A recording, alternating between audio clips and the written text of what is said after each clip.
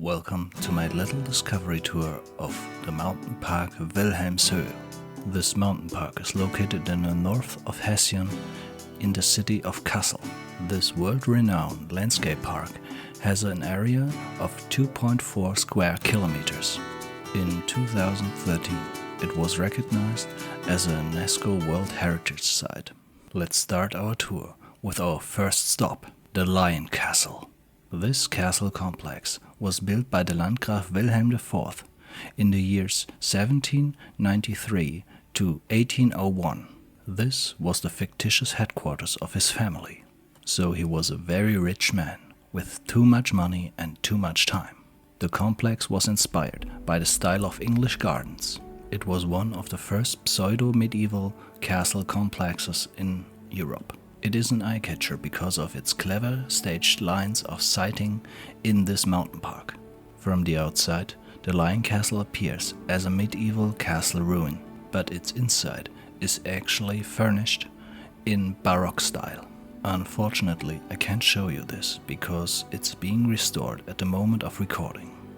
For the entire furnishing of the castle, Wilhelm IV collected treasures from several centuries. This testified to his passion for medieval chivalry. Our tour now leads us past small streams to the Steinheifer Waterfalls. These also date from the time of Wilhelm IV, from 1785. This water art, intended as a representation of the elemental force of water, as a symbol of absolutist claim to power. This image shows an abandoned quarry that was reclaimed by nature. The water spreads over a 60-meter wide slope. This should illustrate the omnipotence of the ruler. This waterfall plays a central role in the supply of the other water installations in the park. We will see them later down the road. There are actually shows with these water installations. They can be seen from the 1st of May to the 3rd of October. Now we come to the highest point of the tour. The 70-meter octagon, topped by the statue of Hercules on its peak. The water falls over large cascades. At the end, a reflecting veil arises. Well, not right now because it's winter. The lower water theater depicts Neptune. The Roman god corresponds to the Greek god of water Poseidon. He was originally believed to be the god of flowing bodies of water and the jumping springs or even the weather itself. The whole spectacle is also accompanied by centaurs and faun. You can find these statues in the center of the installation. Usually there are also the sounds of instruments who guide the whole show. Oh yes, and for anybody who cares, I actually climbed up all the stairs.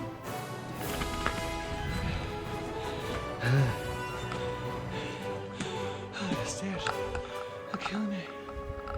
The view is awesome. When you reach the top, you will probably have the best view over the whole city of Kassel. But don't worry, you can reach the top with a car. There's actually a car park on top of the mountain. We embark now all the way down to continue our tour. Our next stop will be the Devil's Bridge, and this will lead us to the Devil's Pond. The Devil's Bridge and the Devil's Pond are actually connected to the adjacent Pluto Grotto. According to legend, Pluto, the Roman god of the underworld, is said to be in the grotto. After this short stop, we now come to the Aqueduct. This is actually my personal favorite of the whole tour. The most imposing aqueducts were built in Rome. They guided the spring water from the mountains up to 150 kilometers away from valleys. Sections of the Roman aqueducts ran overground and underground. These impressive bridge structures were created to avoid long pressure lines. Here it symbolizes the technical and architectural Roman feat. However, with the representation of the ruined aqueduct and the apparent victory of nature, human ability will be the conflict between technology and nature. This will be our final stop, the Fountain Pond. This part was personally designed by Wilhelm IV. When the water show actually takes place, an approximately 50-meter high spring rises from the lake's water as a fountain And this concludes our little discovery tour. Thank you so much for making it to the end of the video. I hope you had fun, and maybe you can actually leave a subscription to this channel and even give a thumbs up if you like. Which of today's installations was your favorite? Write it down in the comments. In around a month we will have a little discovery tour in Scotland. I hope to see you all again. Stay safe. Bye.